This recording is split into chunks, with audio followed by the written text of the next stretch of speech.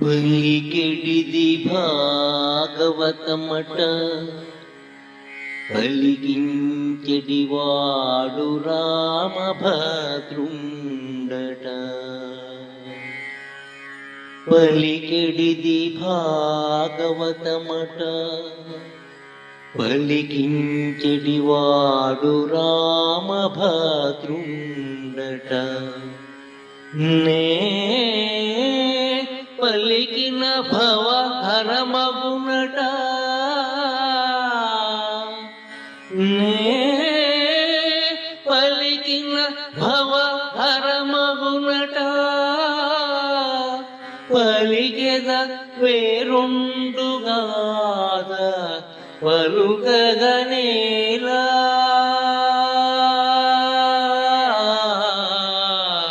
పలికెద వేరుండుగాద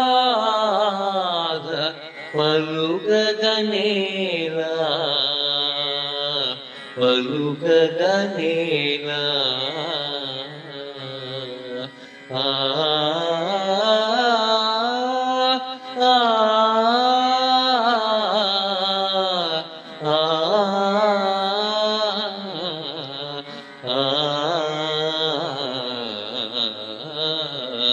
పలికిడిది భాగవతమట, పలికించెడివాడు రామభద్రుండట. నే పలికిన భవహరమగునట, పలికెద వేరుండుగాథ పలుకగనేలా.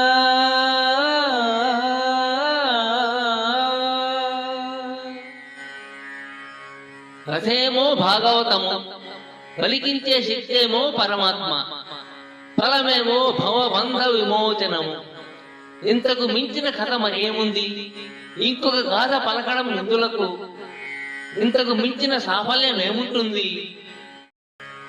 అట అని ఎందుకు అన్నాడు పోతన? తనకు నిర్దుష్టంగా తెలియదా అనిపిస్తుంది.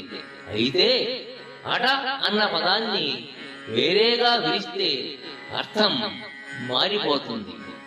అట అంటే అక్కడ అని అర్థంతో చూడండి. అప్పుడు ఈ పద్యానికి భావం ఇలా ఉంటుంది. పలుకునది భాగవతము, అట పలికించెడివాడు రాముడు.